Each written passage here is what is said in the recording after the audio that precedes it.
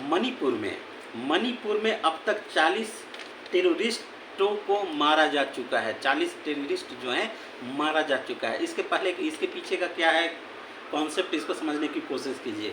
मुख्यमंत्री वीरेंद्र सिंह ने, मणिपुर के जो मुख्यमंत्री वीरेंद्र सिंह हैं, उन्होंने कहा है कि मणिपुर के 40 जो आतंकवादी हैं, उग्रवादी नहीं आतंकवादी हैं, इनको पूरी तरह से सफाया कर दिया गया है। देखिए, ये जो अभी हाल में दो कम्युनिटी के बीच घटना घटी, मैती और कुकी समुदाय से अलग है। ये घटना जो है मैती और कुकी समुदाय से अलग घटना है। मैती घाटी में रहते हैं, कुकी पहाड़ी एरिया में रहते हैं, तो ये इससे अलग है। आप समझेंगे, 40 कुकी मिलिटेंट किल्ड, यहाँ पे 40 मिलिटेंट मारे गए हैं कुकी के।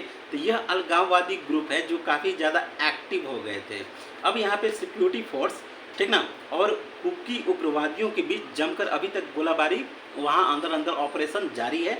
यहाँ पे नित्यानंद राय जो राज्य मंत्री हैं गृह मंत्रालय के, वो मणिपुर में अभी भी वहाँ पे तैनात है। तो इस ऑपरेशन में Indian army, Assam rifle, state police की गहन कॉम्बिंग ऑपरेशन जारी है। जो एथनिक वायलेंस हुआ है उसके पीछे कहीं ना कहीं इन लोगों का भी बहुत बड़ा हाथ है। देखिए, जम्मू कश्मीर से कहीं ज़्यादा अलगाववादी उग्रवादी जो संगठन है वो आपको नॉर्थ ईस्ट में पाए जाते हैं।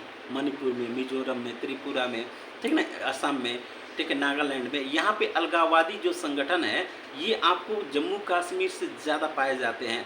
हालांकि कई वर्षों से सरकार ने इस पर बढ़िया से नकेल कस रखी है, बहुत तगड़ा नकेल कस रही है। उसी का ये परिणाम है कि अभी जो ऑपरेशन जारी है, यहाँ पे 40 को कुकी उग्रवादियों को शहीद नहीं, मार दिया, ढेर कर दिया, सॉरी उस शब्द के लिए।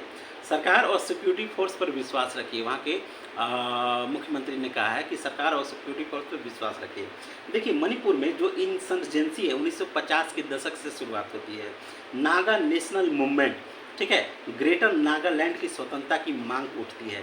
तो यहाँ एक संगठन है NSCN-IM, तो ये इसाक मुइवा की संगठन थी, ठीक ना। 1997 से इन्होंने सीज फायर नागालैंड में इन्होंने घोषित कर दी है। अब यहाँ देखिए कि मणिपुर में भी 1964 से UNLF एक संगठन है जो अलग देश की मांग कर रही थी, ठीक ना। तो इसमें 50% मैती इंसर्जेंसी ग्रुप वाले भी यहाँ पे शामिल हैं। ये भी स्वतंत्रता की चाह रखते हैं।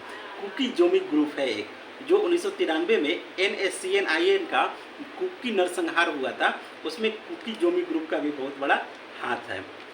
अब यहाँ पे देखेंगे 1998 से ही इस इलाके में असफा जो आर्म्स एक्ट फोर्स है वो लगा हुआ है नागालैंड और मणिपुर में। ये आसाम क्षेत्र घोषित किया गया था 1980 में।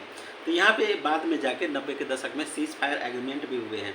तो यहाँ सस्पेंशन ऑफ ऑपरेशन 2008 संधि हुई थी कुकी लोगों से।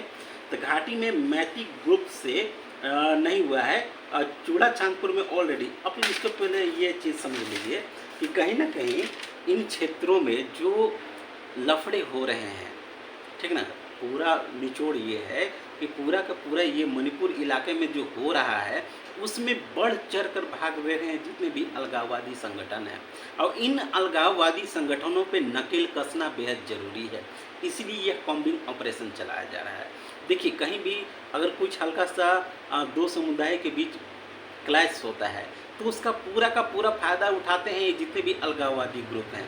ये फिर भड़काते हैं अपने अपने लोगों को, कुकियों को अलग भड़काएंगे, मैथियों को अलग भड़काएंगे, ठीक ना, एक अलग कुकी लैंड बनाने की मांग करेंगे। ये सारी चीज़ें होती हैं। तो सरकार ने इसी पे सख्त अभी भी कार्रवाई चल रही है, 2-3 दिन से लगातार कार्रवाई चल रही है। तो ऐसे कार्रवाई चलते रहना चाहिए, ठीक है। वहाँ से पूरी तरह से इस प्रकार की अलगाववादी जो घटनाएं हैं उसे पूरी तरह से अंदर से भी ख़त्म करना ज़रूरी है। क्योंकि उधर नॉर्थ ईस्ट में आप देखिएगा, म्यांमार से हमारे संबंध अच्छे हैं, ठीक ना। हम म्यांमार में कई बार ऑपरेशन कर चुके हैं।